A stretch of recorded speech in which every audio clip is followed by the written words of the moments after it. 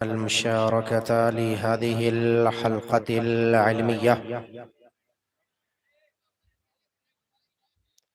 وزينها بحضور علمائنا وخطبائنا وشعرائنا الأجلة،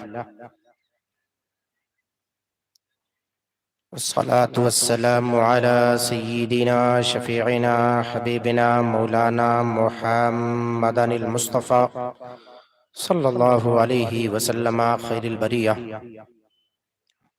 وعلى آله وأصحابه الذين تثقفوا بثقافة الدينية والإسلامية. أما بعد، فقد قال الله تبارك وتعالى في كلامه البليغ والفرقان الحميد: أعوذ بالله من الشيطان الرجيم، بسم الله الرحمن الرحيم: وفوق كل ذي علم عليم. وقال النبي صلى الله عليه وسلم: من سلك طريقا ليطلب العلم سهل الله له طريقا إلى الجنة. وقال: يوزن مداد العلماء ودماء الشهداء يوم القيامة فلا يفضل أحدهما على الآخر، ولغدوة في طلب العلم أحب إلى الله تبارك وتعالى من 100 غزوة. صدق الله المولانا العظيم، وصدق رسوله النبي الأمين المكين المتين الكريم، ونحن على ذلك لمن الشاہدین والشاکرین والحمد للہ رب العالمین۔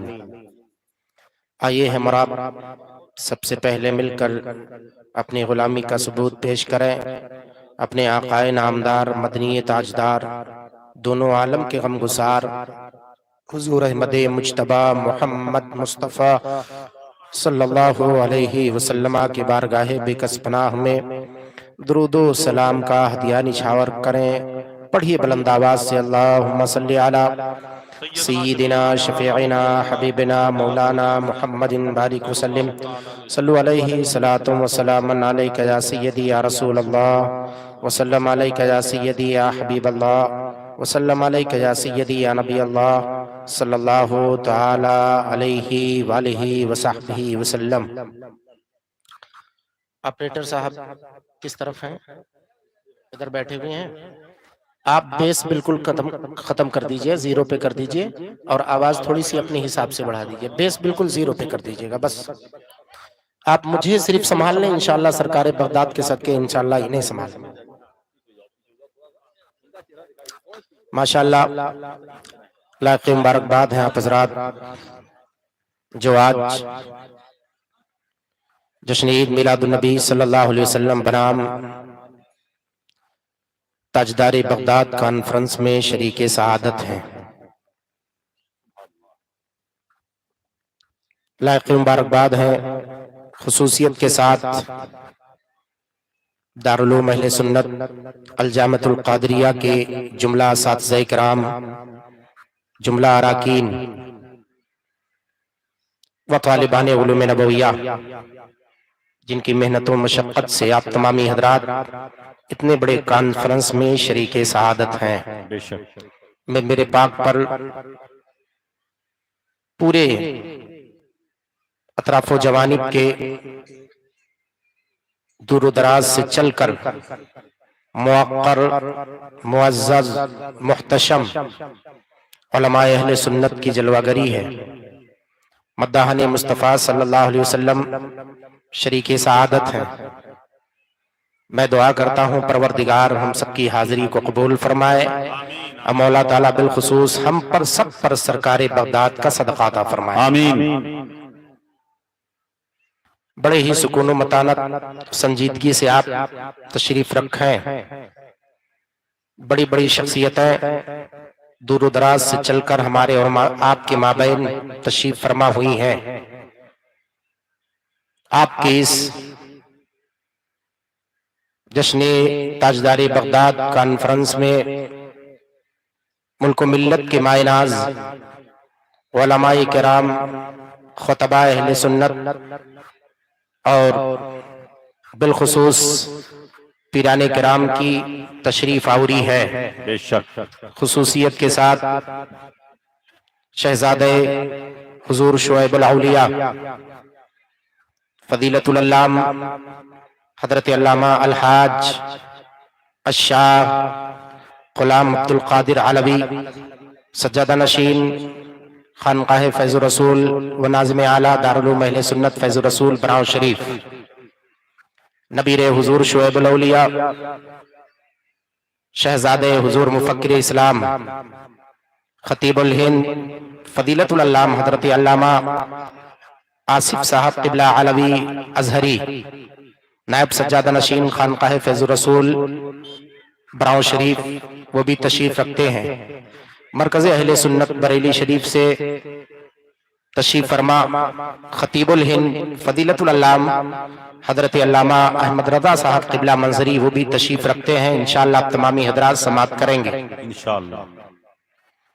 میں آپ تمامی حضرات کے مابین تھوڑی دیر کے لیے شریک سعادت ہوں، آپ لوگ افراتفری کا ماحول نہ بنائیں، جو لوگ ادھر ادھر گھوم پھر رہے ہیں آ کر کے تھوڑی دیر کے لیے بیٹھ جائیں۔ آپ تمامی حضرات بڑی دیر سے بیٹھے ہوئے ہیں، میں بھی دیکھ رہا ہوں۔ ایک پرمغز اور مختصر خطاب شہزادہ استاد العلماء فضیلت العلام حضرت علامہ مشاہد رضا صاحب قبلہ فیضی سے آپ تمامی حضرات نے سماعت کیا۔ ایک مختصر خطاب آپ نے سماعت کیا اور ایک مفصل نعت خوانی مامنقد آپ تمامی حضرات نے سماعت کی۔ بہرکیف جو ہمارا مزاج ہے اس مزاج کے مطابق ہمیں وہ چیزیں ملتی نظر آ رہی ہیں۔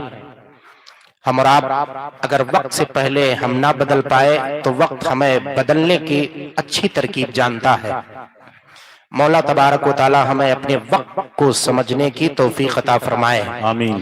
جو لوگ ابھی بھی جلسے میں ادھر ادھر پھر رہے ہیں وہ چاہتے ہیں، سوچتے ہیں شاید ہمارا وقت نہیں ہوا ہے ابھی جلسے میں بیٹھنے کا، ابھی باہر سے آئے ہوئے مہمان تشریف نہیں لے کر کے آئے ہیں، وہ سمجھے کہ آپ پیارے مصطفیٰ صلی اللہ علیہ وسلم کی پیاری محفل میں جب سے بیٹھیں گے، جب تک بیٹھیں گے تب تک آپ عابد میں شمار ہوں گے۔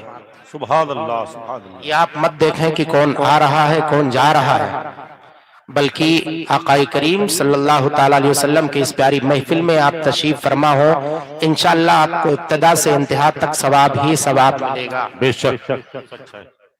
ملک و ملت کے مائناز موقر اساتذہ علماء تشریف فرما ہے۔ خطیب اہل سنت حضرت علامہ غلام احمد رضا منظری صاحب قبلہ کی آمد ہونے والی ہے۔ ناظم اہل سنت حضرت علامہ معین اختر صاحب قبلہ نے اپنے اعتبار سے آپ کو سنبھالا اور بہت ہی سنجیدگی سے آپ کو بٹھایا اور بہت ہی ترتیب کے ساتھ۔ پھر کچھ لوگ ادھر ادھر ہوئے ہیں، انشاءاللہ تبارک و تعالیٰ وہ عنقریب آنے والے ہیں۔ میں چاہتا ہوں جتنے لوگ آپ بیٹھے ہوئے ہیں بڑے ہی سکون و متانت کے ساتھ تھوڑی دیر کے لیے میری گفتگو کو آپ سماعت کریں، اس کے بعد باہر سے مہمانان کرام سے آپ تمامی حضرات ملاقات کریں گے۔ ایک مرتبہ ہم اور آپ مل کر پھر سے آقا نعمت تاجدار دو جہاں حضور احمد مجتبی محمد مصطفیٰ صلی اللہ علیہ وسلم کے بارگاہ کرم میں جھوم کر درود پاک پڑھیں۔ اللہم صلی علی سیدنا شفینا حبیبنا مولانا محمد بارک وسلم، صلو علیہ صلاۃ و سلام علیکہ یا سیدی یا رسول اللہ، وسلم علیکہ یا سیدی یا نبی اللہ، وسلم علیکہ یا سیدی یا حبیب اللہ، صلی اللہ تعالی علیہ وآلہ وصحبہ وسلم۔ صحابی رسول حضرت سیدنا کعب بن زہیر بن ابی سلمہ رضی اللہ تعالیٰ عنہ بارگاہ مصطفیٰ صلی اللہ علیہ وسلم میں رقم تراز ہیں۔ عریضہ یوں پیش کرتے ہیں، یا رسول اللہ انبئت ان رسول اللہ اوعدنی والعفو عند رسول اللہ معمول، ان الرسول لنور یستداء بہ مہند من سیوف اللہ مسلول۔ سیدنا امام بوصیری مصر شریف کی سرزمین سے بارگاہ مصطفیٰ میں رقم تراز ہیں۔ مولایا صلی وسلم دائما ابدا علی حبیبک خیر الخلق کلہم محمد سید الکونین والثقلین والفریقین من عرب ومن عجم، جات بدعوتہ الاشجار ساجدتا تمشی الیہ علی ساق بلا قدم۔ مولایا صلی وسلم دائما ابدا علی حبیبک خیر الخلق کلہم ہمارے حضرت آپ کے حضرت مجدد دین و ملت آیت من آیات اللہ معجزۃ من معجزات رسول اللہ غواص بحر معرفت فخر زمین و زمن جبل الاستقامت کنز الکرامت سیدی سرکار اعلیٰ حضرت امام احمد رضا خان فاضل بریلوی علیہ رحمت رضوان بڑے ہی اچھے انداز میں بارگاہ غوثیت مآب رضی المولا تعالیٰ عنہ قطب الاقطاب فرد الافراد سید الاسیاد سید الشیوخ شیخ العالم سیدنا شیخ محی الدین عبد القادر جیلانی بغدادی رضی المولا تعالیٰ عنہ رحمت اللہ علیہ کے بارگاہ کرم میں رقم تراز ہے۔ اے سرکار بغداد واہ کیا مرتبہ اے غوث ہے بالا تیرا، بے شک سبحان اللہ، کیا مرتبہ اے غوث ہے بالا تیرا، اونچے اونچوں کے سروں سے قدم آلا تیرا، اونچے اونچوں کے سروں سے قدم آلا تیرا، سر بھلا کیا کوئی جانے کی ہے کیسا تیرا، سر بھلا کیا کوئی جانے کی ہے کیسا تیرا، اما اولیاء ملتے ہیں آنکھیں وہ ہے تلوا تیرا، اولیاء ملتے ہیں آنکھیں وہ ہے تلوا تیرا۔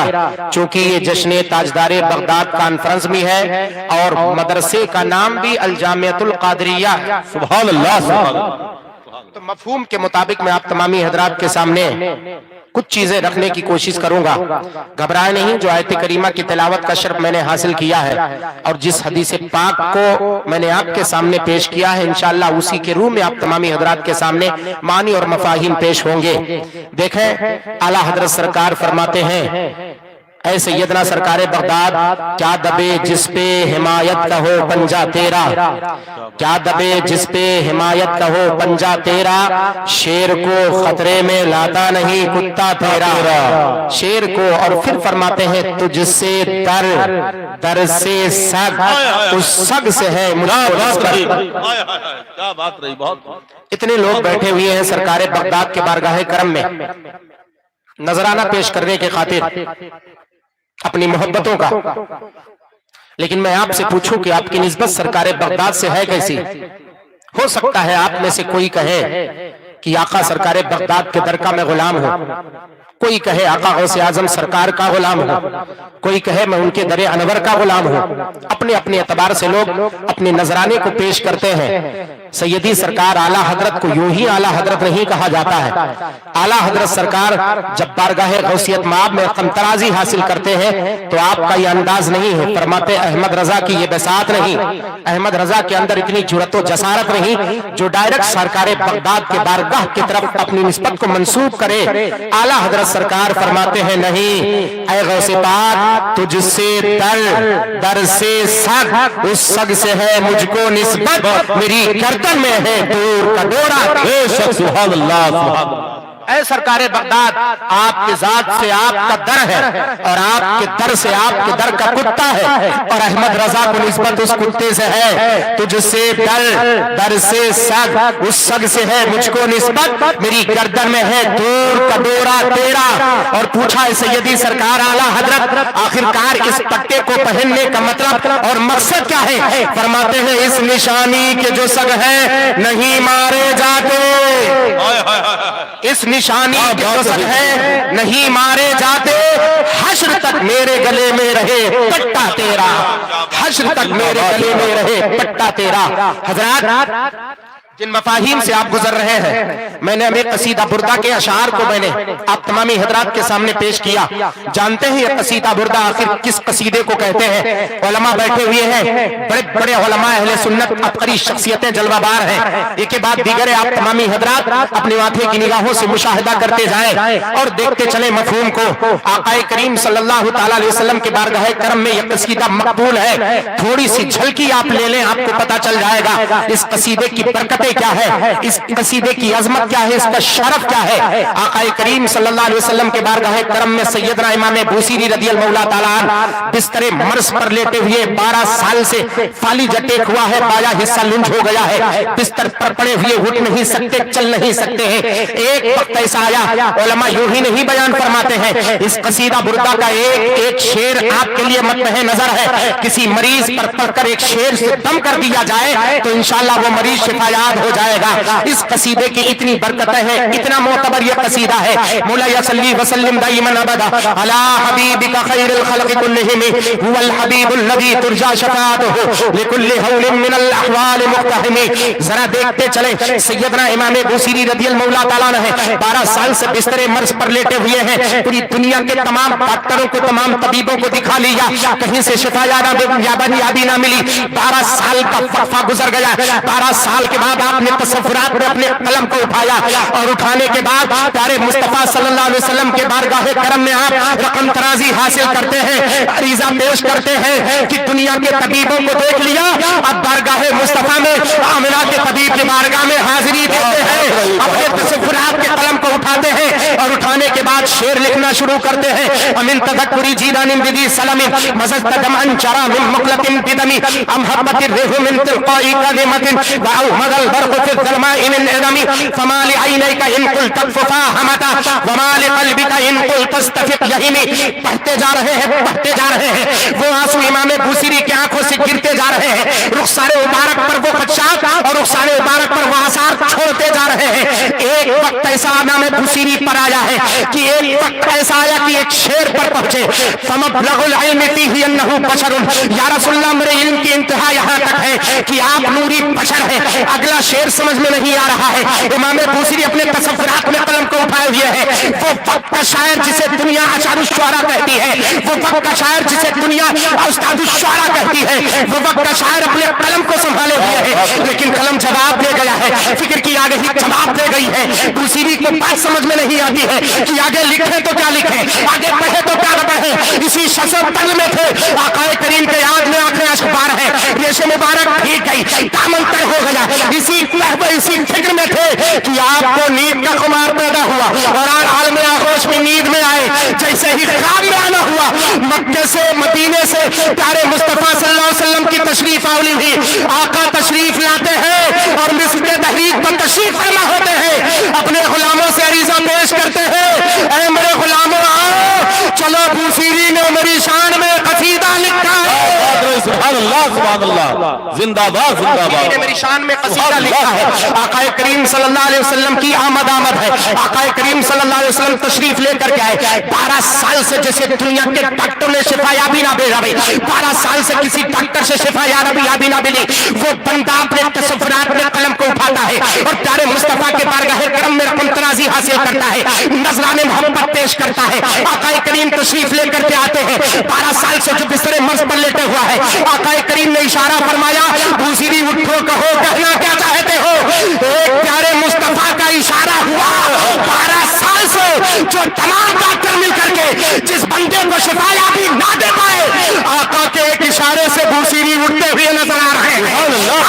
سرکار ارشاد فرماتے ہیں، ارے میرے کریم سے گل قطرہ کسی نے مانگا، دریا بہا دیے ہیں، درے بے بہا دیے ہیں، اور میرے مصطفیٰ کے دست مبارک پر وہ ہے، ہاتھ جس سمت اٹھا غنی کر دیا، موج بحر سماعت پہ لاکھوں سلام، میرے مرشدی سیدی تاج شریعت اسی موقع پر طلب کر ارشاد فرماتے ہیں، پیارے مصطفیٰ کی عطا دیکھنا چاہتے ہو تو یہ کہہ دو، جہاں بانی عطا کر دے، بھری جنت ہبا کر دے، نبی مختار کل ہے، جس کو جو چاہے عطا کر دے۔ نعرہ تکبیر، نعرہ رسالت، مسلک اعلی حضرت فیضان حضور شعیب الاولیاء تاجدار بغداد کانفرنس اختیار مصطفیٰ، زندہ باد، زندہ باد۔ شیخ المشائخ حضور سیدنا شیخ محمد یار علی المعروف حضور شعیب الاولیاء رضی اللہ تعالیٰ عنہ کے دربار کو چوم کر کے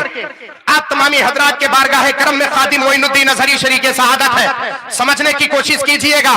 آقا کریم صلی اللہ علیہ وسلم کی عطا کو سمجھو، اور یہی عطا جب شہر بغداد چلتی ہے، وہاں سے ہو کر کے 12 سال سے پھر امام بوصیری اٹھے اور اٹھنے کے بعد جھوم اٹھے، میرے آقا کریم صلی اللہ علیہ وسلم کے بارگاہ کرم میں عریضہ پیش کیا، حضور میں شعر لکھ رہا تھا مکمل نہیں ہو پایا، نظر کرم فرمائے شعر مکمل ہو جائے، نظر کرم فرمائے شعر مکمل ہو جائے۔ ایسے موقع پر سارے مفاہیم جواب دے دیتے ہیں، کیوں میرے اعلیٰ حضرت سرکار نے یہ نہیں فرمایا؟ واضح طور پہ آپ نے فرمایا رسول اللہ مجھے تو کچھ سمجھ میں نہیں آتا، سرور کہوں کہ مالک ہو، مولا کہوں تجھے، بولے زندہ باد زندہ باد، سرور کہوں، فرمایا کہ نہیں فرمایا؟ بات کچھ سمجھ میں، سرور کہوں کہ مالک ہو، مولا کہوں تجھے، باغ خلیل کا گلے زیبا کہوں تجھے، اللہ رے تیرے جسم منور کی تابش ہے، اے جانے جا میں جانے تجلا کہوں تجھے۔ اخیر میں آ کر کے آپ فرماتے سکن لاش میں فرماتے ہیں، کہہ لے گی سب کچھ ان کے ثنا خاں کی خاموشی، کہہ لے گی سب کچھ ان کے ثنا خاں کی خاموشی، چپ ہو رہا ہوں کہہ کے میں کیا کیا کہوں تجھے، چپ ہو رہا ہوں کہہ کے میں کیا کیا کہوں تجھے۔ اسی تصورات کی دنیا میں امام بوصیری نے عریضہ پیش کیا، عریضہ پیش کرتے ہیں یا رسول اللہ نظر کرم فرمائے شعر مکمل ہو جائے۔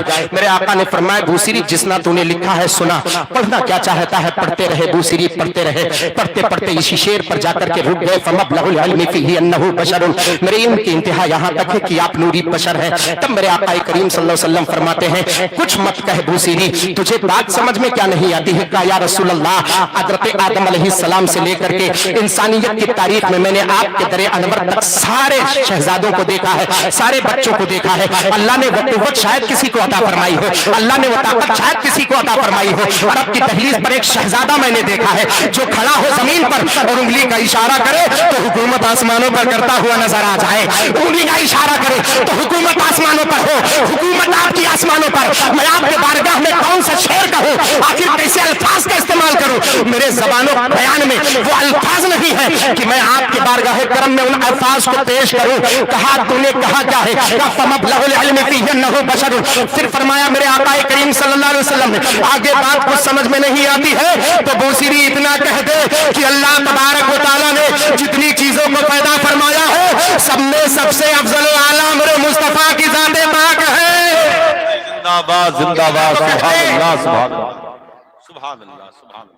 تب سیدنا امام بوصیری فرماتے قل وَأَنَّهُ خَيْرُ خَلْقِ اللَّهِ كُلِّهِمِ، اے بوصیری کہہ دے وَأَنَّهُ خَيْرُ خَلْقِ اللَّهِ كُلِّهِمِ کہ میرے آقا تمام مخلوق میں سب سے زیادہ افضل و اعلیٰ ہے۔ کہہ دے روایت بریلی کے مجدد تک اعلیٰ حضرت سرکار تک پہنچی تو اسی روایت کی تشریح فرماتے ہوئے اعلیٰ حضرت سرکار طلب کر ارشاد فرماتے ہیں کہ جب بوصیری نے عریضہ پیش کیا تو مبلغ العلم فیہ انہ بشر، یا رسول اللہ میرے علم کی انتہا یہاں تک ہے کہ آپ نوری بشر ہیں، آگے کہوں کیا کہوں، کچھ بات سمجھ میں نہیں آتی ہے۔ میرے آقا فرماتے ہیں کہتے وَأَنَّهُ خَيْرُ خَلْقِ اللَّهِ كُلِّهِمِ، اعلیٰ حضرت سرکار تک جب یہ روایت پہنچی تو بریلی شریف کی دھرتی پر طلب کر امام احمد رضا خان طلب کر ارشاد فرماتے ہیں لیکن رضا نے خط میں سخن نسبت کر دیا خالق کا بندہ خلق کا کیا بات رہی، زندہ باد زندہ باد، سبحان اللہ سبحان اللہ۔ مفاہیم کو سمجھنے کی کوشش کریں۔ سرکار بغداد کے بارگاہ کرم میں آپ جشن تاجدار بغداد میں شریک سعادت ہے، کبھی آپ نے جاننے کی کوشش کی کرامتیں آپ ہزار مرتبہ سنتے رہتے ہیں۔ آقا غوث اعظم سرکار کی زندگی سے صرف کرامتیں سن لینا کمال نہیں ہے، کبھی آپ نے سمجھنے کی کوشش کی آقا سرکار بغداد کی زندگی سے آپ کو کون سا تحفہ ملا؟ اتنے پورے مجمع میں بیٹھے ہوئے، یہ میں اٹئی رامپور کے علاقے میں بیٹھا ہوں، پورا علاقہ حضرت سننے میں آیا 122 گاؤں ہے، ایسا ہے یا اس سے زیادہ ہے، اس سے کم ہے، ایسے ہی ہے کچھ ماشاءاللہ۔ میں آنے والے ڈرائیور سے بیان کر رہا تھا، میں نے کہا تلاش مت کرو، جہاں ہوگا پروگرام وہیں مل جائے گا، بس چلتے چلو۔ کہا کہ وہ نے کہا میں میپ پہ اٹئی رامپور دیکھ رہا ہوں، میں نے کہا دیکھنے کی ضرورت نہیں، 122 گاؤں ہے، کہاں تلاش کرو گے؟ کوئی چھوٹا گاؤں نہیں ہے، یہاں کا پردھان بھی اپنے آپ کو بدھائک سے کم نہیں سمجھتا ہے، صحیح ہے، اور اس کا اثر و رسوخ ایسے ہوتا ہے۔ وہی علماء اہل سنت بیٹھے ہوئے تشریف فرما ہے۔ میں آپ سے پوچھنا چاہتا ہوں، یہ بتاؤ سرکار بغداد کے بارگاہ کرم میں آپ نذرانے محبت پیش کرنے آئے، کیا آپ جانتے ہو آقا غوث اعظم سرکار کے آقا سرکار بغداد کا سب سے بڑا وظیفہ کیا ہے؟ کیا آپ کو پتا ہے؟ کیا آپ کو پتا ہے آقا سرکار بغداد کا سب سے بڑا وظیفہ کیا ہے؟ اللہ تعالیٰ نے جسے غوث اعظم اتنا بڑا مرتبہ علماء فضیلت اللہ حضرت علامہ شمس الدین صاحب قبلہ تشریف فرما ہے، دیگر علماء اہل سنت ہیں. دیکھیں آپ، اور یقیناً استاد العلماء علامہ شفیع ملت علیہ رحمت رضوان کی بڑی نوازشیں، بڑے کرم اور بہت ہی یہ سمجھیے تحریکی کام آپ نے انجام دیا ہے، ایک مجاہدانہ کردار اس علاقے کے لیے انجام دیا ہے. اور وہیں پر براؤ شریف کے بھی خدمات اس علاقے پر کچھ کم نہیں ہے. آپ تاریخ اٹھا کر کے دیکھیں، آپ کو یہاں سے وہاں تک اگر یہ ساری جھلکیاں دکھائی دیں گی تو در حضور شعیب الاولیاء کے تمام تر وہ مجاہدانہ کردار آپ کو نظر آ رہا ہے. سمجھیں اور سمجھنے کی کوشش کریں. سرکار بغداد کے بارگاہ کرم کا سب سے بڑا تحفہ آپ کو کیا ملنے والا ہے؟ آقا غوث اعظم سرکار کے بارگاہ کرم میں مریدوں نے عریضہ پیش کیا، حضور آپ کا سب سے بڑا وظیفہ کیا ہے؟ آقا عبد القادر جیلانی فرماتے ہیں، پوچھنا چاہتے ہو میرا سب سے بڑا وظیفہ کیا؟ کہا حضور فرمائے، کہا عبد القادر جیلانی کا سب سے بڑا وظیفہ تلاوت کلام اللہ ہے. سبحان اللہ. ہاتھوں اٹھا کر کے بولے سبحان اللہ. کیا ہے تلاوت؟ اب قلندر لاہوری علامہ اقبال کے شعر کو پڑھو اور میں اپنے گفتگو کے مفہوم کو آگے بڑھاؤں. وہ زمانے میں معزز تھے مسلمان ہو کر، وہ زمانے میں معزز تھے مسلمان ہو کر، آج ہم خار ہوئے تارک قرآن ہو کر. یہ جس محفل میں آپ شریک سعادت ہیں، پیارے مصطفیٰ صلی اللہ علیہ وسلم کی پیاری محفل ہے. نماز کی توفیق ہمیں اور آپ کو ہو جاتی ہے، روزے کی توفیق ہو جاتی کبھی کبھی، مگر بہت کم ایسا ہوتا ہے کہ کسی کو تلاوت کلام اللہ کی توفیق ہو. بہت کم ایسا ہوتا ہے. ہمارے گھروں سے اللہ کے مقدس کلام کی تلاوت کی آوازیں نہیں آتی ہیں. تلاوت کی آواز ہمارے گھروں سے نہ ماں بہنوں کی نظر آتی ہے، نہ آپ کی سننے میں آتی ہے. کیوں؟ قرآن پاک کو آپ نے صرف طاقوں میں سجانے کے خاطر رکھا ہے. یہ وہ کتاب جسے جسے کتاب ہدایت کہتے ہیں، آپ نے اس کو سجانے کے لیے اپنے طاقوں میں رکھا ہے؟ نہیں، بلکہ وہ قرآن جس سے تو آپ کو اپنے صبح و شام کو سیکھنا تھا، جس سے آپ کو اپنے صبح و شام اور اپنے زندگی کے تمام امور کو قرآن پاک سے سیکھنے تھے. آقا عبد القادر جیلانی فرماتے ہیں، مجھ عبد القادر کا سب سے بڑا وظیفہ تلاوت کلام اللہ ہے. پوچھا گیا ہے سیدنا سرکار بغداد آپ نے اس وظیفوں کی کیا کیسے ہے؟ آقا عبد القادر جیلانی فرماتے ہیں، تقریباً 15 سال تک میں نے مسلسل مصلی پر کھڑے ہو کر مکمل قرآن پاک کی تلاوت کی. بے شک 15 سال تک فرماتے میرے نفس نے تعلی کی. جب شروع میں پڑھنا شروع کیا تو اپنے نفس کو میں نے دبانے کی خاطر میں نے کیا کیا، ایک پیر کو دوسرے پیر پر رکھا اور ایک پیر پر کھڑے ہو کر مکمل قرآن پاک کی میں نے تلاوت کی ہے. یہ آقا عبد القادر جیلانی ہے. ہم کہاں کس دنیا میں ہیں؟ ہم کیا جانے قرآن پاک کو اپنے سینے میں بسانے سے ملتا کیا ہے؟ ہمیں کچھ نہیں پتا ہے. الجامعۃ القادریہ کے اس وادی میں ہم شریک سعادت ہے. ابھی انشاءاللہ تبارک و تعالیٰ دستار بندی کا منظر آپ کے نگاہوں کے سامنے ہوگا. طالبان علوم نبویہ ہوں گے اور علماء اہل سنت کے مقدس ہاتھوں سے انہیں دستار علم و فضل سے نوازا جائے گا. آپ تمامی حضرات اپنے ماتھے کی نگاہوں سے مشاہدہ کریں گے. کبھی آپ نے سوچنے کی کوشش کی، کبھی آپ نے سمجھنے کی کوشش کی کہ قرآن کا اصلی پاور کیا ہے؟ اللہ کے مقدس کلام کا اصلی پاور کیا ہے؟ کیا بات رہی. سمجھنے کی کوشش کیا آپ نے؟ کیا قرآن کے اصلی پاور کو آپ سمجھنا چاہتے ہیں؟ جتنے لوگ سمجھنا چاہتے ہیں ہاتھوں کو اٹھا کر کے بتائیں. ماشاءاللہ سب سن رہے ہیں. پھر سے لے کے دیکھیں حضرت لوگ آ گئے اور سب ترتیب سے بیٹھ گئے. ماشاءاللہ یہ آقا سرکار بغداد کا فضل و کرم ہے. بے شک. اب سنیں اور سمجھنے کی کوشش کریں. اب میں آپ کو تھوڑی سی دیر کے لیے تھوڑا سا مفہوم دیں. میں تفسیر کی دنیا میں لے کر کے چلتا ہوں آپ کو، اور آپ کو بتانے کی کوشش صرف اتنا کرنے جا رہا ہوں کیونکہ طالبان علوم نبویہ کے اس ہجوم میں آپ تمامی حضرات کے سامنے پیش کرنے جا رہا ہوں کہ آخر قرآن پاک کا اصلی پاور کیا ہے. آقا سرکار بغداد تقریباً 15 سال تک وہیں پر ایک شخصیت امام اعظم ابو حنیفہ النعمان بن ثابت سراج الائمہ، امام اعظم ابو حنیفہ النعمان بن ثابت رضی اللہ تعالیٰ عنہ کی ذات پاک ہے. تقریباً 30 سالوں تک مصلی پر کھڑے ہو کر ایک رکعت میں جس نے مکمل تلاوت کلام اللہ کی، اسے امام اعظم ابو حنیفہ کا. کیا بات ہے، سبحان اللہ. ایسے تلاوت نہیں کرتے تھے. تلاوت کو چھوڑنے والوں سنو، کہاں چلے گئے تم؟ قرآن پاک کی تلاوت ہے تمہارے گھروں سے، قرآن پاک کی تلاوت کی آواز نہیں آتی. سنو، اللہ تعالیٰ نے امام اعظم کہ اس لقب سے سرفرازی عطا فرمائی. کوئی غوث اعظم ہے، کوئی امام اعظم ہے، کوئی خواجہ اعظم ہے. آخر یہ مرتبہ، یہ منصب، یہ آخر مشہد ملا کیسے؟ یہ مقام ملا کیسے؟ 15 سال 30 سال تک सैयदना इमाम आजम सरकार मुसल्ले पर खड़े होते और कैसे खड़े होते थे मालूम है? कुरान पाक की तिलावत करते और जब कयामत की हौलनाकी और तज़किरा होता वस्साअतु अदहा व अमर। यहीं पर रुक करके आका की एक हदीस पाक बयान कर हजरत अब्दुल्लाह इब्न मसूद रज़ियल्लाहु ताला अन्हु बैठे हुए कुरान पाक की तिलावत फरमा रहे थे। आका करीम सल्लल्लाहु अलैहि वसल्लम का गुजर हुआ। आका करीम सल्लल्लाहु अलैहि वसल्लम फरमाते या अब्दुल्लाह इब्न मसूद हादिही तिलावा हादिहिल क़िरा ऐनल बुका।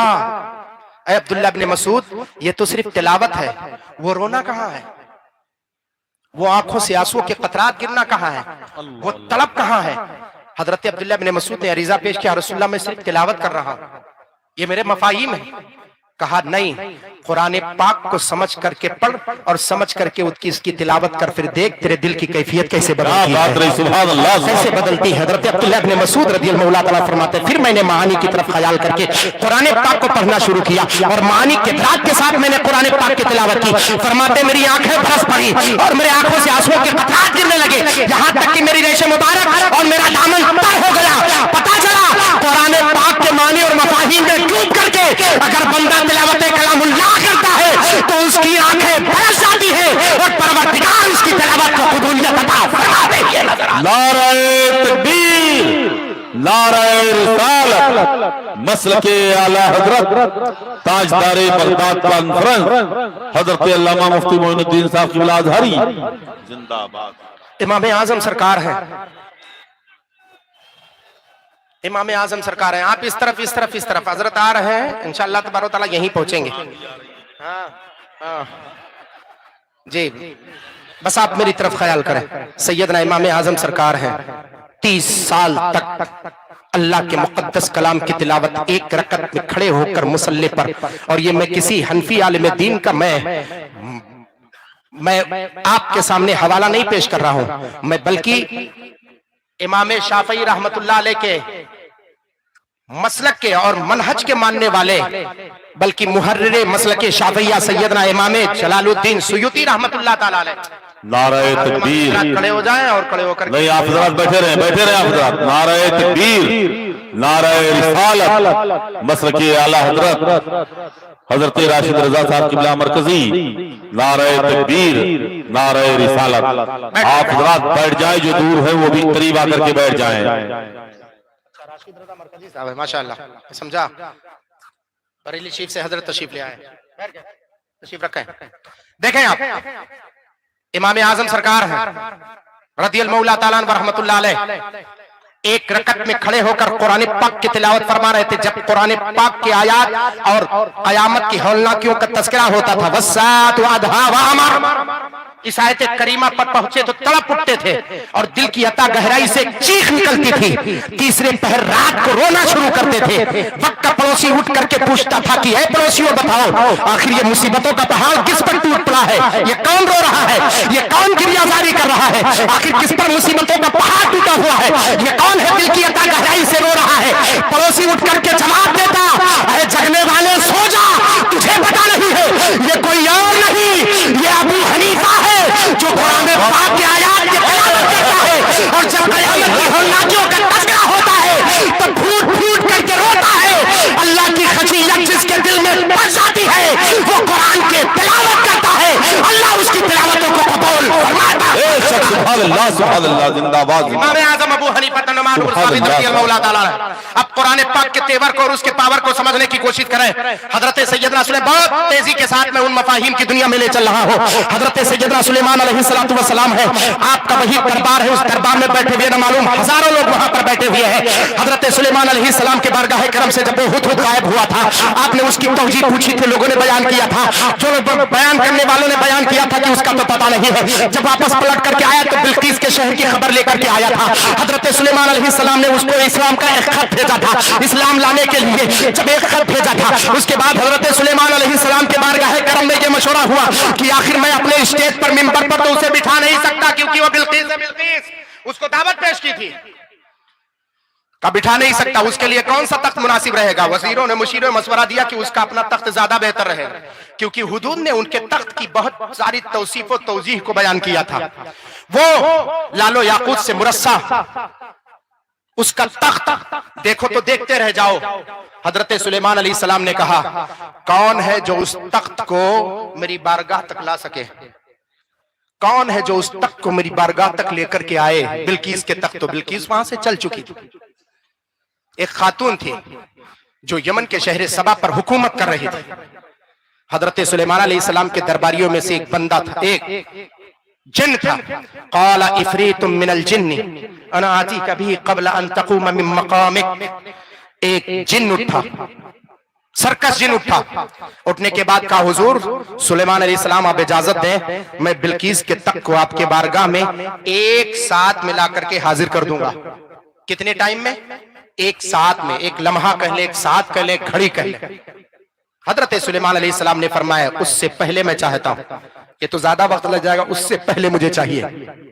آپ بتاؤ جنات کی طاقت سے آپ واقف ہیں کہ نہیں واقف ہیں؟ جنات کی طاقت سے تو واقف ہوں گے. کبھی کبھی آپ دیکھتے ہوں گے کسی پر اگر مؤثر ہوتا ہے، اگر کوئی صاحب اثر ہوتا ہے جنات کا، تو 2 4 کیا 10 لوگ پکڑے رہے. اگر وہ دبلا پتلا بندہ بھی ہے تو مشکل سے اسے تھام پڑتا. جانتے کہ نہیں جانتے؟ اچھا ان کی رفتار کو تو جانتے ہی ہیں. پل بھر میں آپ کے یہاں، پل بھر میں اترولا، پل بھر میں گونڈا، جہاں جانا چاہے اللہ تعالیٰ نے جناتوں کو وہ قوت عطا فرمائی ہے. پل بھر میں جا سکتے کہ نہیں جا سکتے؟ کیا آپ نے کبھی ایسا محسوس کیا کہ ان سے بھی زیادہ طاقت و قوت والا کوئی ہے؟ جناتوں سے بھی زیادہ پاور اللہ تبارک و تعالیٰ نے کسی کو عطا فرمایا ہے؟ جانتے ہو آپ جناتوں سے زیادہ پاور اللہ تعالیٰ نے کسے عطا فرمایا ہے؟ آپ کو پتا ہے؟ حضرت سلیمان علیہ السلام نے فرمایا کون ہے جو اس سے پہلے، ایک ساتھ سے پہلے تخت بلقیس کو لا کر میری بارگاہ میں حاضر کرے. پہلے تو قال افریت من الجن انا آتیک بھی قبل ان تقوم من مقامک. شرکت جنات نے کہا میں لے کر کے آؤں گا، ایک لمحے میں فرمایا نا، اس سے پہلے مجھے چاہیے. قال الذی عنده علم من الکتاب. کیا بات رہی، زندہ باد زندہ باد. پھر وہ مرد حق آگاہ بول پڑا، وہ مرد قلندر بول پڑا، وہ اللہ کا نیک بندہ بول پڑا جس کے سینے میں اللہ کی مقدس کتاب کا علم تھا. ہاتھوں کو اٹھا کر کے بولے انا آتی کا بھی قبل ان یرتد ترفق. انا آتی کا بھی قبل ان یرتد ترفق. اے سیدی سلیمان علیہ السلام، آپ جانتے ہیں اس کو میں کتنے لمحے میں لے کر کے آؤں گا؟ جنات نے کہا ایک ساتھ میں، ایک گھڑی میں، ایک لمحے میں. اور اللہ کے اس نیک بندے نے جن کا نام تفسیروں میں آصف بن برقی آتا، اس مرد مجاہد نے طلب کر کے کہا کہ اللہ نے میرے سینے میں مقدس کتاب کا علم دیا ہے، آپ کے پلک جھپکتے میں تخت بلقیس کو آپ کے بارگاہ میں حاضر کر دوں گا. سبحان اللہ سبحان اللہ. ایک لمحہ ایک ساتھ اس کو سامنے رکھا ہے اور پلک جھپکنا اس کو. اب پلک جھپکنے کی تشریح میں اس پورے اٹئی رامپور والوں سے کروانا چاہتا ہوں. پلک آپ کتنے وقت میں، کتنی سیکنڈوں میں جھپک لیتے ہیں؟ آپ بتائیے. پلک جھپک کر کے اگر شعور کرنا ہے، ادراک کرنا ہو تو آپ کر لیں اور بتائیں. ایک طرف ایک ساتھ ہے، گھڑی ہے، اور ایک پلک کا جھپکنا ہے. ایک طرف جنات کی طاقت ہے، ایک طرف اس کی قوت ہے، اور ایک طرف اس کی قوت ہے جس کے سینے میں اللہ کا مقدس کلام، اللہ کا مقدس کلام ہے. اب اللہ کا مقدس کلام کوئی بھی ہو، توریت ہو، زبور ہو، انجیل ہو، اللہ تبارک و تعالیٰ کے مقدس کلام کا علم جس کے سینے میں آ جائے، اللہ تعالیٰ اسے اتنا پاور، اتنی قوت عطا کر دے کہ جنات بھی اس کے سامنے ہیچ نظر آئے. اللہ تبارک و تعالیٰ نے اتنی قوت عطا کی تھی، کہا پلک جھپکتے ہوئے تخت بلقیس کو آپ کے بارگاہ میں رکھ دوں گا. اور لا کر کے رکھ دیا اور پوری دنیا کو بتا دیا کہ اللہ کے مقدس کتاب کا علم جس کے سینے میں ہو جائے، اس کی طاقت یہ ہوتی ہے کہ جنات بھی اس کے سامنے اپنے آپ کو ہیچ نظر آتے ہیں، اس کے سامنے اپنی قوت کو دیکھنا چاہتے ہیں. تو مفہوم یہ نکلا جس کے سینے میں اللہ کے مقدس کلام کا علم ہو جائے، وہ توریت اور زبور اور انجیل کا علم، ایک طرف قرآن مقدس کا علم، اللہ کے مقدس کلام کا علم جس کے سینے میں ہو جائے، پروردگار اسے سب سے زیادہ قوت عطا فرمایا. نعرہ تکبیر، نعرہ رسالت، مسلک اعلی حضرت، جلسہ دستار بندی، تاجدار بغداد کانفرنس. زندہ باد زندہ باد. یہ قرآن پاک کی قوت ہے، طاقت ہے، اللہ کے مقدس کلام کی طاقت ہے. اس کو حاصل کر کے تو دیکھو سینے میں بسا. ویسے تھوڑی امام اعظم سرکار مسلح پر کھڑے ہوتے تھے، اور کھڑے ہونے کے بعد جب آپ کی ہچکیاں بند آتی تھی تو پڑوسی اٹھ کر کے بیٹھ جاتا تھا. یہ کون رو رہا ہے؟ خشیت مولا میں جواب دینے والا جواب دیتا یہ کوئی اور نہیں، یہ ابو حنیفہ ہے. جبکہ پڑھتا ہے الحاق ملحاق وما ادراک ملحاق، القارعہ ملقارعہ وما ادراک ملقارعہ، فساد وعدھا وعمر. یہ آتے جب اس کے زبان سے گزرتی ہے، معنی مفاہیم اس کے دل میں بستے ہیں، تو اللہ کی خشی جب دل میں بیٹھتی ہے اور چیخ کر کے وہ آواز دیتا ہے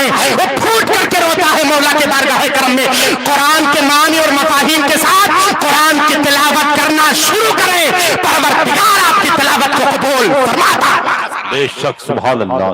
صرف تلاوت کرنا اصل نہیں ہے، تلاوت کرتے چلے جائیں اور اس کے معنی اور مفاہیم. اسی لیے تو پوری دنیا ہم پر وار کرتی ہے. ہم نے قرآن کو سمجھنے کی کوشش ہی نہیں کی. فتاوی رضویہ تو کسی حد تک سمجھنے کی کوشش کرتے ہیں، لیکن کنز الایمان کی طرف ذرا برابر نگاہ اٹھا کر کے بھی نہیں دیکھتے کہ آخر کنز الایمان کس کتاب کا نام ہے، کس معنی اور مفاہیم کا نام ہے. اعلیٰ حضرت سرکار کے کنز الایمان کو اٹھا کر کے دیکھو، وہ معانی اور مفاہیم و اسرار و دقائق آپ کو مختصر میں مل جائیں گے جو آپ کو شاید اور کہیں ملے.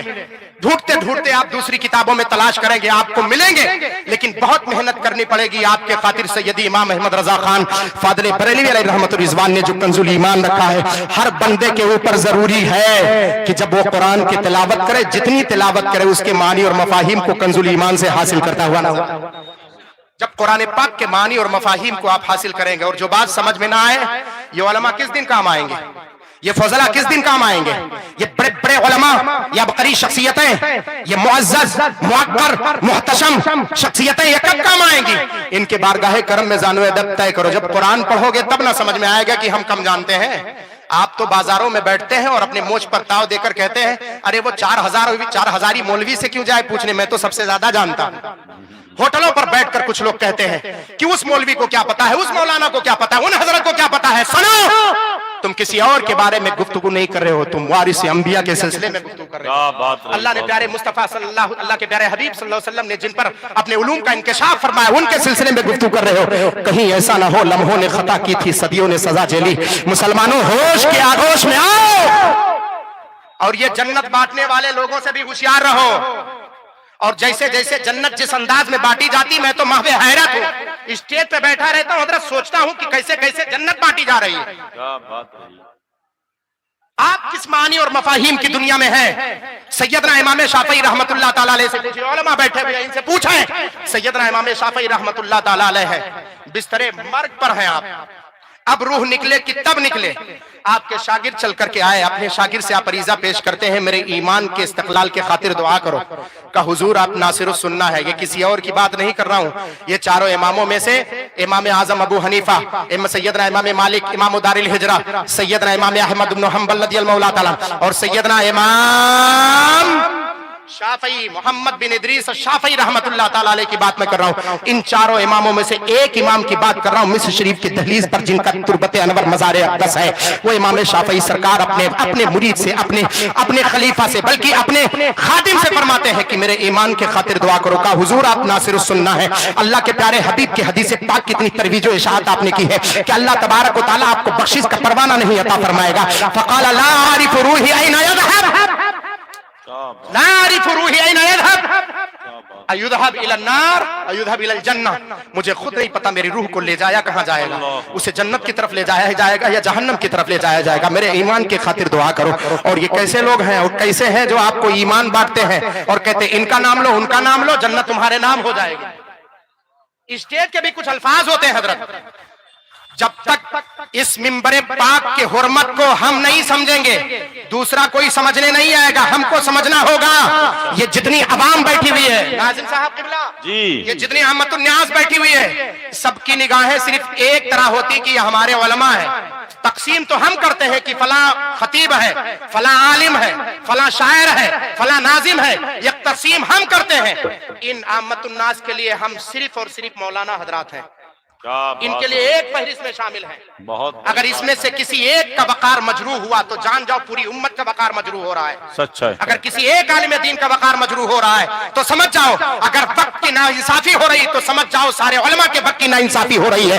اگر الفاظ کی تیزی اور الفاظ کے معنی اور مفاہیم کی دنیا میں نکل کر کے بے معنی اور مفاہیم الفاظ ہم پیش کریں تو سمجھ جاؤ سارے علماء کی عزت کی بے حرمتی ہو رہی ہے. یہ چیز ہم کب سمجھیں گے؟ اسٹیج کی دنیا میں اپنے آپ کو کب سنبھالیں گے؟ کب سمجھنے کی کوشش کریں گے؟ اس کو سمجھنے کی ہم کوشش کریں اور آپ سمجھنے کی کوشش کریں. کبھی ایسا مفہوم آئے تو اس کو سمجھو. اللہ کے پیارے حبیب صلی اللہ تعالی وسلم کی پیاری حدیث پاک کو دیکھو تو آپ کو سمجھ میں آئے گا. آپ نے تو سمجھا ہی نہیں کہ قرآن پاک کی حقیقت کیا ہے. جانتے ہو اللہ تبارک و تعالیٰ قرآن پاک کیسے کیسے کے دلوں میں ڈال دیتا ہے. بغداد شریف کی بات آئی، سرکار بغداد کی اسی بغداد کی ایک روایت اگر اجازت ہو حضرت تو میں پیش کر دوں، اگر وقت ہو تو، اگر وقت ہو تو، ورنہ وقت نہیں ہو تو کوئی حرج کی بات نہیں ہے. ایک روایت میں آپ کے سامنے پیش کر دیتا ہوں، آپ یقیناً سمجھ جائیں گے۔ بہت سے لوگ ہوتے ہیں سوچتے ہیں کہ کہاں میں کمینہ، کہاں میں گستاخ، کہاں میں ناکارہ، کہاں میں گناہگار، اور اللہ کا مقدس کلام کیسے اس کو چھوئیں، کیسے اس کی تلاوت کریں۔ یہی تو آپ سمجھتے ہیں نا، جو لوگ یہ سمجھتے ہیں قرآن پاک کے قریب نہیں پہنچتے۔ سنو، آؤ میں آپ کو بتاؤں، حضرت سیدنا عبداللہ بن مسعود رضی اللہ تعالیٰ عنہ کو آقا کریم صلی اللہ علیہ وسلم نے مدینہ المنورہ سے بغداد کی طرف روانہ کیا تھا۔ یہ علماء جانتے ہیں، ان سے پوچھیں۔ بغداد کے سرزمین پر علم حدیث پاک کا چرچا جس شخصیت نے سب سے زیادہ کیا ہے، ان کے فہرستوں میں سے ایک اعلیٰ نام حضرت عبداللہ بن مسعود رضی اللہ تعالیٰ عنہ کا ہے۔ حضرت عبداللہ بن مسعود رضی اللہ تعالیٰ عنہ بغداد کی گلیوں سے گزر رہے تھے، ایک قہوہ خانے سے، ایک جس کو آپ ہوٹل کہتے ہیں، ایک قہوہ خانے سے گزر رہے تھے۔ تب تک کیا دیکھا کہ ایک بندہ ہے جو اپنا طبلہ بجا کر کے اپنے سر میں، اپنے لے میں مست ہے اور گا رہا ہے کچھ گانے، اور نہ دنیاوی گانا گا رہا تھا، لوگ بیٹھ کر کے سماعت کر رہے تھے۔ اس کا نام شادان تھا۔ اب حضرت عبداللہ بن مسعود ادھر سے گزر رہے تھے، اس کے آواز کی بھنک آپ کے کان تک پہنچتی ہے۔ حضرت عبداللہ بن مسعود اپنا رومال اس کے کندھے پر رکھتے ہیں اور تیزی سے گزر جاتے ہیں، اور صرف اتنا فرماتے ہیں، لو کان ھذا الصوت لقراءۃ القرآن لکان افضل فیتقبل اللہ تبارک و تعالی۔ یہی آواز، جس آواز سے یہ دنیاوی گانے گا رہا ہے، اگر قرآن پاک کی تلاوت کرنا شروع کرے تو اللہ اس کی تلاوت کو قبول فرما لے گا۔ کیا بات رہی، یہ کوئی اور نہیں ہے، صحابہ رسول کی ضمانت تھی۔ حضرت عبداللہ بن مسعود کہہ کر کے گزر گئے۔ وہ بندہ مست تھا، اپنے گنگنانے میں، اپنے سر میں مست تھا، اپنے لے میں مست تھا، ہوٹل پہ بیٹھ کر کے لوگوں کے دلوں کو مسحور کیے ہوئے تھا، مست تھا، وہ اپنے طبلے کو بجایا جا رہا تھا۔ حضرت عبداللہ بن مسعود گزر گئے۔ جب وہ اپنے گنگنانے سے فارغ ہوا تو اپنے کندھے پر جب رومال دیکھا، کہا یہ اس کی رومال ہے، اور اس سے تو خوشبو پیارے مصطفیٰ صلی اللہ تعالیٰ علیہ وسلم کے مدینے کی آ رہی ہے۔ سبحان اللہ۔ یہ کس کی رومال ہے بتاؤ تو ذرا صحیح، اس کی خوشبو مجھے پریشان کر رہی ہے، کون مجھے دے کر کے عطا کر کے گیا ہے؟ لوگوں نے کہا تجھے پتہ نہیں چلا؟ کہا میں اپنے فن میں مست تھا، کہا میں اپنے فن میں مست تھا، اپنے گنگنانے میں مست تھا، اپنے طرز اور لے میں مست تھا، مجھے کچھ پتہ نہیں چلا کہ آخر کون آیا کون گیا۔ کہا اللہ کے پیارے حبیب کے پیارے صحابی سیدنا عبداللہ بن مسعود کا گزر ہوا ہے، وہ تیری آواز سنے تھے، تیرے کندھے پر یہ رومال لگ کر کے اور آگے بڑھتے گئے اور بڑھ کر کے آگے گزر گئے، اور ان کے الفاظ یہ تھے کہ اگر یہی آواز قرآن پاک کی تلاوت میں اگر تو گزارنا شروع کرے، اگر اسی آواز سے قرآن پاک کی تلاوت کر دے، پروردگار تیری آواز کو بھی قبول کر لے گا اور تلاوت کلام اللہ کو قبول فرمایا۔ اللہ کے پیارے حبیب کے پیارے صحابی نے فرمایا، کہا ہاں، اللہ کے پیارے حبیب کے پیارے صحابی نے فرمایا ہے۔ اٹھایا اپنے ڈھولک کو، اپنے طبلے کو اٹھایا، سر کے اوپر اٹھا کر کے پٹکا، اس کے چتھڑے اکھڑ گئے، ذرہ ذرہ ہو گیا، وہ ٹکڑے ٹکڑے ہو گئے اس کے۔ اور اس کے بعد کہا یہ بتاؤ میرے پیارے مصطفیٰ کے پیارے صحابی کا گزر کس راستے سے، وہ آنکھیں برس رہی ہیں، اس کا دامن تر ہو رہا ہے۔ اللہ کے پیارے حبیب صلی اللہ علیہ وسلم کے پیارے صحابی کا پتہ پوچھ رہا ہے، اب وہ پھوٹ پھوٹ کر کے رو رہا ہے کہ پیارے مصطفیٰ کے پیارے صحابی کا تحفہ میرے کندھے پر ہے، اور آپ نے فرمایا کہ اگر اسی آواز سے میں قرآن پاک کی تلاوت کروں اللہ میری تلاوت کو قبول فرما لے گا۔ حضرت عبداللہ بن مسعود رضی اللہ تعالیٰ کا گزر جامع مسجد کی طرف ہوا تھا، لوگوں نے اشارہ کیا، ادھر ہی گئے، دوڑے دوڑے بندہ خاک کو اٹھاتا اور مٹی اٹھا کر اپنے سر پہ ڈالتا ہوا روتا ہوا بغداد کی گلیوں میں جا رہا تھا، پوچھ رہا تھا پیارے مصطفیٰ کے پیارے صحابی عبداللہ بن مسعود کہاں ہے؟ اے لوگوں بتاؤ۔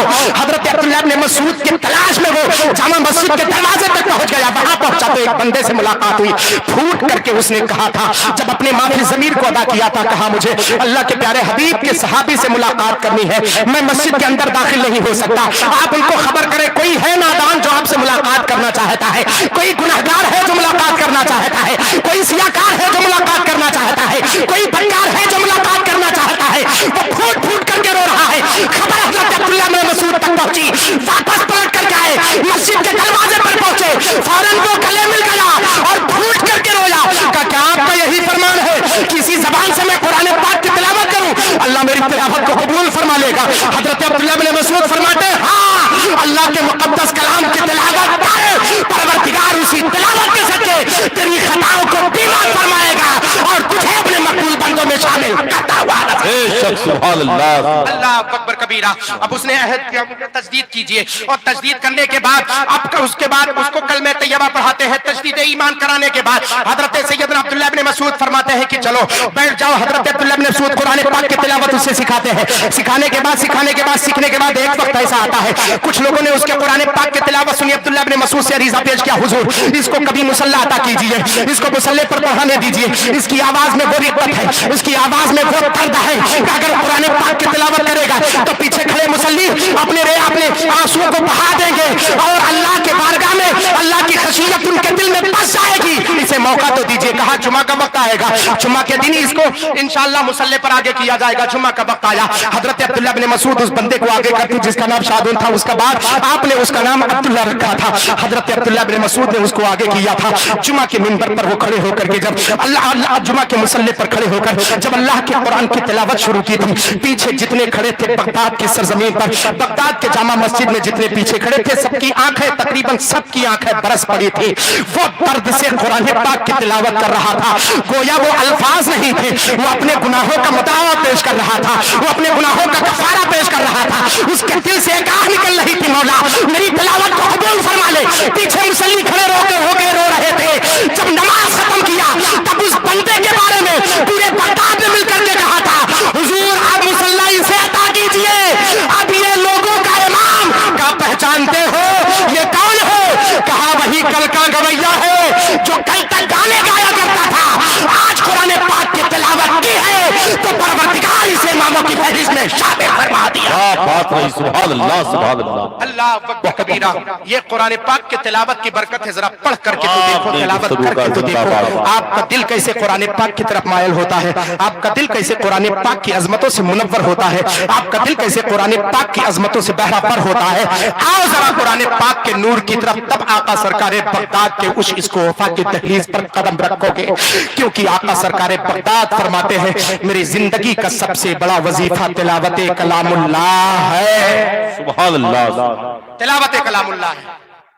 بہت آپ تسبیح پڑھتے ہیں, تحلیل پڑھتے ہیں, کبھی اپنے استاد کا دیا ہوا تحفہ, کہیں اپنے پیر و مرشد کا دیا ہوا تحفہ, کہیں بڑے عالم دین کا تحفہ, کہیں اپنے امام کا دیا ہوا تحفہ.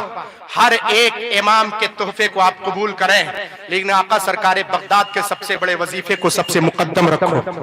قرآن پاک کی تلاوت سب سے مقدم رکھو. جس دن قرآن پاک کی تلاوت کرنا شروع کرو گے, علامہ اقبال نے یوں ہی نہیں کہا تھا, وہ زمانے میں معزز تھے مسلمان ہو کر, آج ہم خار ہوئے تاریخ قرآن ہو کر. یہی مفہوم اپنے نگاہوں کے سامنے رکھو, تب آپ کو سمجھ میں آئے گا.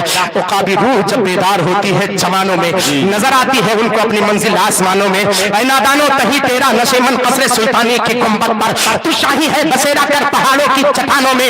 نہ سمجھو گے تو مٹ جاؤ گے اے ہندوستان والوں, تمہاری داستان تک نہ ہوگی داستانوں میں سچ ہے. مفاہیم کو سمجھنے کی کوشش کرو اور قرآن پاک کی تلاوت کی طرف اپنے آپ کی ترغیب پیش کرو, رغبت پیش کرو. جتنے ائمہ ہیں, جتنے صوفیاء ہیں, سب کے بارگاہ کرم میں پوچھا گیا سب سے بڑا وظیفہ کیا ہے؟ فرماتے ہیں کثرت سے قرآن پاک کی تلاوت کرو, اللہ تمہارے دل کو منور فرما دے گا. اور کیوں نہ منور کرے, قرآن ایسی کتاب ہے قول محمد قول خدا, فرمان نہ بدلا جائے گا, بدلے گا زمانہ لاکھ مگر قرآن نہ بدلا جائے گا.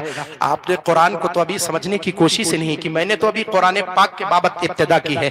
اگر میں ایسے ہی آپ کو تفاسیر کی روشنی میں بیان کرتا رہا, بیٹھے سنتے رہیں گے, لیکن میرے پاس وقت نہیں. آج یہ تجلیات شہ جیلاں سرکار سیدنا آقا غوث اعظم رضی اللہ تعالیٰ عنہ کے نام یہ کانفرنس رچائی اور بسائی, یہ محفل رچائی اور بسائی گئی ہے, جس میں آپ سب شریک سعادت ہے. بڑے بڑے علماء اہل سنت, بڑی شخصیتیں جلوہ بار ہیں, ان سے آپ سماعت کریں. معین الدین اظہری صرف آپ کو ایک پیغام دے کر کے گزر رہا ہے, بس قرآن پاک کی تلاوت کرو آپ, کیونکہ آپ دارالعلوم اہل سنت الجامعۃ القادریہ کے اس وادی نور میں آپ شریک سعادت ہیں. علماء کے اقتداء میں آپ مقتدی ہیں, طالبان علوم نبویہ کا ہجوم ہے. ایسے میں آپ قرآن پاک کو سمجھنے کی کوشش, تلاوت مت کرو بلکہ قرآن پاک کے معنی اور مفاہیم کو سمجھنے کی کوشش کرو. ایک ایسا لمحہ ہے جس کو ہم نے قطعی طور پر چھوڑ رکھا ہے, قطعی طور پر چھوڑ رکھا ہے. خیال ہی نہیں کیا کہ ادھر بھی کچھ دیکھنے والا ہے, ادھر بھی کچھ سمجھنے والا ہے, ادھر بھی کچھ ہمیں نظر اور غور و فکر کرنی چاہیے. اس طرف خیال کرو تو آپ کو سمجھ میں آئے گا کہ قرآن پاک کی تلاوت کسے کہتے ہیں. جس دن یہ مفہوم سمجھ میں آئے گا, آقا عبد القادر جیلانی کی نگاہ کرم ہوگی, نگاہ عنایت ہوگی, تو آپ کی کشتی پار ہوتی بھی نظر آئے گی. کیونکہ سیدنا عبد القادر جیلانی رضی اللہ تعالیٰ یوں ہی نہیں بلکہ ان کے سوانح طیبہ پر, ان کے حیات طیبہ پر, ان کے زندگی پاک کو آپ اپنے لیے مشعر راہ بنائیں گے, تب جا کر آقا غوث اعظم سرکار آپ پر نظر عنایت فرمائیں گے. مولا تعالیٰ کے بارگاہ کرم میں دعا ہے کہ پروردگار انہی چند جملے کو اپنے بارگاہ کرم میں قبول فرما, اور بالخصوص ہم سب کو مسلک اہل سنت، مسلک اعلیٰ حضرت پر صحیح طریقے سے گامزن رہنے کی مولا توفیق عطا فرمائے، اور ہم سب کو اللہ کے مقدس کلام کی تلاوت کرنے کی توفیق عطا فرمائے۔